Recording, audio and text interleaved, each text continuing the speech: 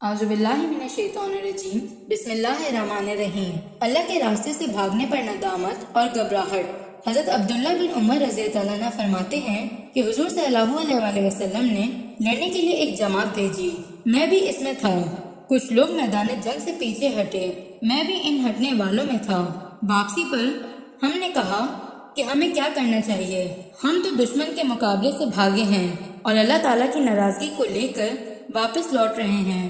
پھر ہم نے کہا کہ ہم لوگ مدینہ جا کر رات گزار لیں گے، پھر اس کے بعد حضور صلی اللہ علیہ وآلہ وسلم کی خدمت میں حاضر ہوں گے۔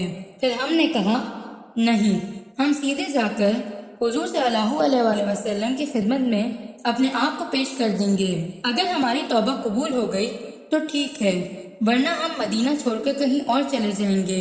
ہم فجر کی نماز سے پہلے آپ کی خدمت میں حاضر ہوئے، ہماری خبر ملنے پر آپ باہر تشریف لائے اور فرمایا یہ لوگ کون ہیں؟ ہم نے کہا کہ ہم تو میدان جنگ کے بھگوڑے ہیں۔ آپ نے فرمایا نہیں، بلکہ تم تو پیچھے ہٹ کر دوبارہ حملہ کرنے والوں میں سے ہو، میں تمہارا اور مسلمانوں کا مرکز ہوں، تم میرے پاس آ گئے ہو، اس لیے تم بھگوڑے نہیں ہو۔ پھر ہم نے آگے بڑھ کر حضور صلی اللہ علیہ وآلہ وسلم کے دست مبارک کو چوما۔ صدق اللہ العظیم۔